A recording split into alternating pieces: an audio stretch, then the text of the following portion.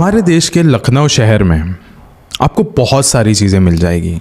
अच्छे लोग मिल जाएंगे, अच्छी ज़ुबान, अच्छी भाषा मिलेगी, अच्छा खाने के लिए खाना मिलेगा, बहुत कुछ अच्छा है यहाँ पे। बस एक चीज़ रेयर है, हॉरर स्टोरीज़, खौफनाक कहानियाँ। लेकिन ऐसी एक कहानी है जो कि काफ़ी है यहाँ के लिए कि एक बार आपने ये कहानी सुन ली ना तो इसके आगे आप सुनना भी नहीं चाहोगे, क्योंकि ये इतनी ज़्यादा खौफनाक है। गाइस, आपने कभी ना कभी अपने ज़िंदगी में ये एक बात सुनी रहेगी कि अगर किसी भी इंसान का कोई भी काम अधूरा रह जाए और उसकी मौत आ जाए तो मर जाने के बाद वो इंसान आत्मा बनकर वापस आता है उसी इलाके में अपना काम पूरा करने के लिए। और ऐसी ही एक कहानी है लखनऊ शहर की, जहाँ पे ये हरकत हुई थी। लखनऊ का एक बहुत फेमस OEL हाउस है जहाँ पे इस आत्मा को भटकते हुए देखा गया है। इसकी एक हॉरर स्टोरी को नोट डाउन किया गया था वहाँ पे। एंड गाइस, ये जिस परिवार वालों के साथ ये वाली घटना घटी थी वो आखिरी थे ये घटना का सामना करने के लिए। उसके बाद उसके घर में कोई भी कदम नहीं रखना चाहता था, सब दूर रहते थे इस घर से। कोई भी इसके इर्द गिर्द नहीं भटकता था, क्योंकि अंदर कोई और भटकता है। अब ये वीडियो शुरू करने से पहले ऐसे ही और horror, mysterious and historical videos देखने के लिए सब्सक्राइब कर दीजिए इस चैनल को। अब ये कहानी शुरू होती है। कई से कहानी हमारे देश के आज़ाद होने के बाद की है, इंडिपेंडेंस डे के बाद की है, जब लखनऊ का ये OEL हाउस वहीं की यूनिवर्सिटी के वाइस चांसलर वीरेंद्र शर्मा को सौंप दिया गया था। कैसे एक चीज़ मैं आपको बता दूं कि ये जो घर है ये जब इंडिपेंडेंस था 1947, उससे भी 100 साल पहले का है। सोचिए ये घर कितना पुराना है। आज तो बहुत ज़्यादा पुराना होगा, लेकिन उस समय भी ये बहुत ज़्यादा पुराना था। लेकिन वो जो वाइस चांसलर थे उनको वो घर में कोई भी कमी नहीं दिख रही थी। वहाँ पे रहने के लिए आलीशान कमरे थे, एक बड़ा सा आंगन था, उसमें एक अच्छा खासा कुआं था।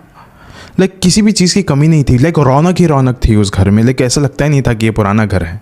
एंड उसके बाद ना वाइस चांसलर एंड उनके पूरे घर वालों ने उसे एकदम खुशी खुशी अपना लिया था एंड वो लोग वहाँ पे रहने लग गए थे। लेकिन कुछ चीज़ें यहाँ पे अलग थी। वो लोग नोटिस कर रहे थे कि जैसे ही वो घर के अंदर जाते या फिर घर से बाहर आते, उस समय जो लोग होते थे आसपास वो उनको अलग ही एकदम निगाह से देखते थे कि ये एक ऐसे घर में जा रहे हैं जहाँ पे ऑलरेडी कुछ लोग रहते हैं। अभी कुछ दिन बीत चुके थे, लेकिन फिर भी ना वीरेंद्र और उसके परिवार वालों को अभी बहुत ही ज़्यादा वियर्ड लगने लग गया था, क्योंकि उस जगह पे उनको ज़िंदगी भर काटना है, उसी घर में काटना है। लेकिन स्टिल जो लोग हैं वो इतनी बुरी तरीके से देखते हैं, उनको एकदम गलत निगाह से देखते हैं। बट स्टिल उन्होंने सोचा कि चलो थोड़ा इग्नोर करते हैं इसको, शायद से ऐसा हो सकता है कि हमें इतना बड़ा घर मिल गया, इसके लिए शायद से लोग जल रहे हों। लेकिन अब एक रात आती है जब वीरेंद्र अपने कमरे में सो रहा होता है ना, अचानक से आधी रात में उनकी जो नज़रें थी वो खुली। वो उठे अपने बिस्तर से एंड वो किचन में जाके पानी पी रहे थे। पानी पीते समय ना उनके किचन से नीचे की तरफ एक कुआं दिखता है। एंड पानी पीते पीते वो देख सकते थे कि वहाँ पे ना किसी ने तो पत्थर फेंका है अंदर। उन्होंने थोड़ा और ध्यान से देखा तो देखा कि वीरेंद्र का ही जो बेटा है, जो कि महज 10 साल का है, विवेक, वो उस कुएं के पास खड़ा है एंड अंदर पत्थर फेंक रहा है। वीरेंद्र ने जोर से चिल्लाया, तू इतनी आधी रात में वहाँ पे क्या कर रहा है? जल्दी ऊपर आके सो जा। विवेक ने बोली बात सुनी एंड वीरेंद्र को लगा कि अब वो आके ऊपर सो जाएगा। एंड फिर वापस से जैसे वीरेंद्र अपने कमरे में जा रहे थे, उन्होंने वापस से एक पत्थर के फेंकने की आवाज़ सुनी जो कि कुएं के अंदर जाके गिर रहा था। वो भागते हुए अभी नीचे गए ग्राउंड फ्लोर में। उन्होंने देखा कि कुएं के पास तो कोई भी नहीं खड़ा है। ये कैसे हो सकता है? ठीक है, वो वापस से ऊपर गए एंड उन्हें लग रहा था ये सब शरारत ना ये मेरा बेटा ही कर रहा है। चलो ठीक है। वापस से अब जब वो अपने कमरे में जा रहे थे, उनको एक पत्थर के गिरने की आवाज़ आई उस कुएं में। इस बार तो उन्होंने एकदम इग्नोर किया। उन्होंने बोला मैं जा रहा हूँ सोने में, ये विवेक ही है, ये बस शरारत कर रहा है। अगली सुबह वीरेंद्र उठे एंड वो किचन में गए अपने पत्नी के पास। वहाँ पे जाके उन्होंने कहा कि हमें ना विवेक को थोड़ा सा डांटना चाहिए। रात भर ये क्या कर रहा था? मैं जैसे ही उठा किचन में गया मैं पानी पीने के लिए, मैंने देखा खिड़की से कि विवेक नीचे खड़ा था और कुएं में पत्थर फेंक रहा था। ये क्या बात हुई? दिन भर उसको कम पड़ता है ये सब कुछ हरकतें करने के लिए कि वो रात को भी कर रहा है। फिर उसकी पत्नी ने बोला कि ऐसा कुछ भी नहीं है। हाँ, आप रात को उठे थे, ओके, मैंने देखा था, लेकिन मैं रात को उसी समय मैं विवेक के कमरे में भी गई थी, मैंने देखा था कि वो सो रहा है। अभी इस समय ना वीरेंद्र को थोड़ा अजीब सा लग रहा था कि ये कैसे हो सकता है, मैं तो अपने नज़रों से देखा था इस बात को। एंड उसी समय विवेक भी आया कमरे के अंदर एंड उसने भी बोला कि यही एक्चुअली उसने बात बताई कि एक्चुअली मैंने पत्थर फेंका था लेकिन वो दोपहर थी पापा, रात में तो मैं सो रहा था अपने कमरे में, और वैसे भी मैं 11 बजे चले गया था सोने में, और आप कह रहे हो कि 3 बजे के आसपास ये वाली बात हुई थी। फिर वीरेंद्र को लगा कि हाँ शायद से जब मैं उठा था उस समय शायद से रात बहुत ज़्यादा हो रही थी। यस, रात बहुत ज़्यादा हो रही थी, इसलिए मुझे शायद से ये सारी चीज़ें दिख रही थी। लेकिन उसी रात वीरेंद्र दोबारा उठा। वापस उसी टाइम पे उठने के बाद वीरेंद्र किचन की ओर गए, खिड़की के पास खड़े हो गए एंड उन्होंने वापस से देखा कि विवेक कुएं के पास खड़े होके अंदर पत्थर मार रहा है। वीरेंद्र इस बार बिल्कुल भी शॉक नहीं थे। वो इस बार नीचे नहीं उतरे बल्कि विवेक के कमरे में चले गए एंड वहाँ पे जाने के बाद उन्होंने देखा कि अंदर विवेक था ही नहीं, बिल्कुल भी नहीं था, पूरे घर में नहीं था। वो वही है जो कुएं के पास खड़े होके अंदर पत्थर फेंक रहा है। वो इस बार भागते हुए नीचे गए, विवेक के पास गए, उसको कहा कि तू यहाँ पे क्या कर रहा है इतनी रात को।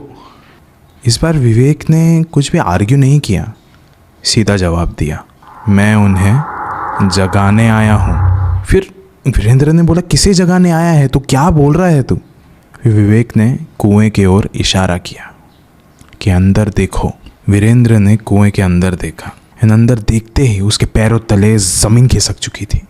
अंदर सर कटी लाशें थी ब्रिटिश सोल्जर्स की, एक नहीं दो नहीं, ढेरों सारे।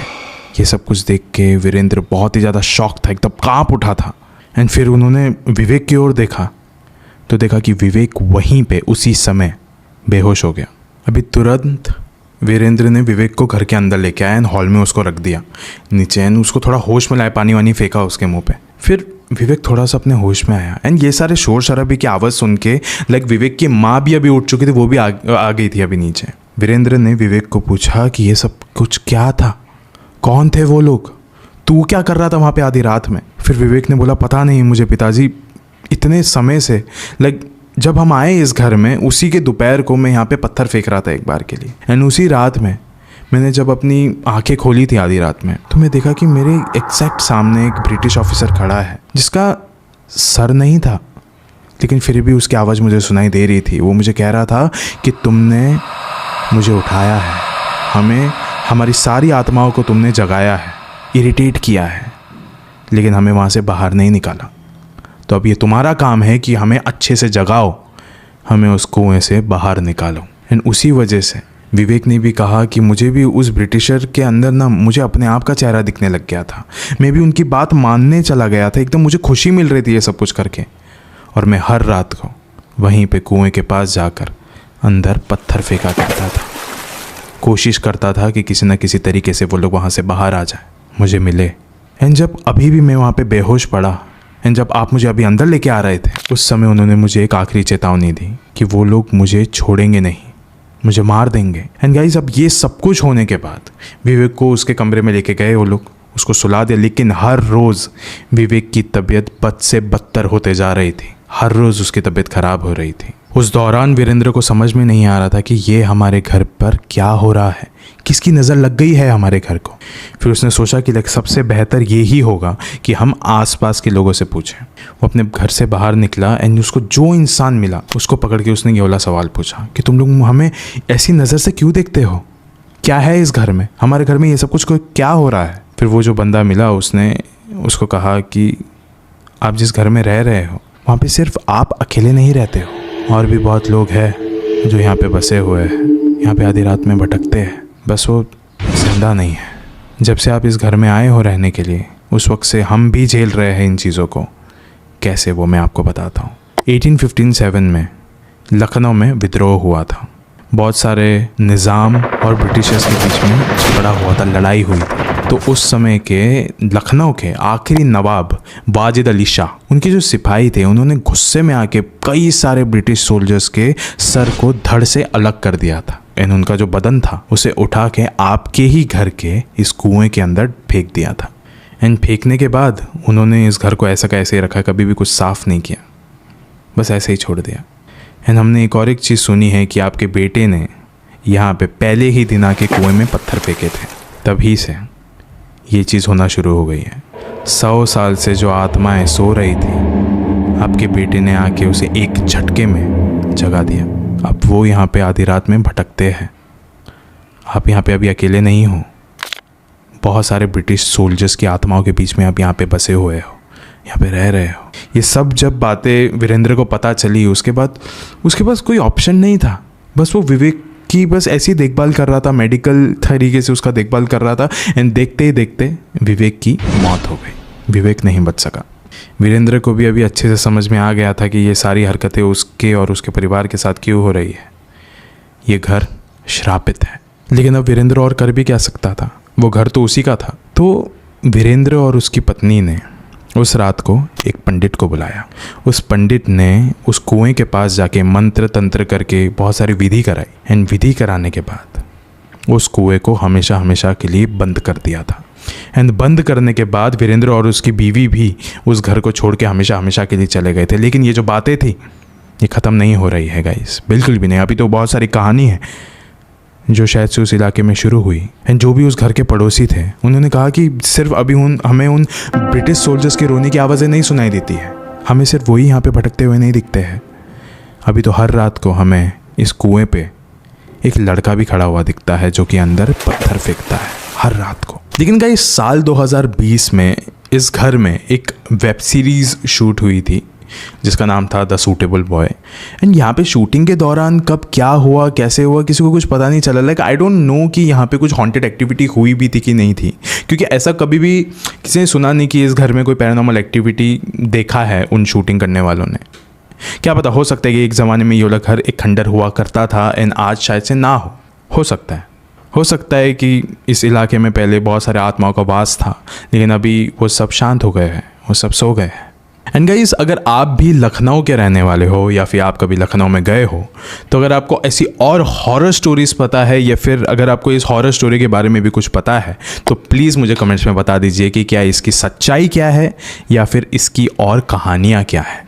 लेकिन इस वीडियो के अंत होने से पहले मैं आपको एक बात कहना चाहता हूँ कि बहुत बार ऐसा होता है कि आप किसी नए घर में जाते हो, आपको उस घर का इतिहास ना पता हो, आपको ना पता हो कि उस घर में कब क्या हुआ था एक ज़माने में।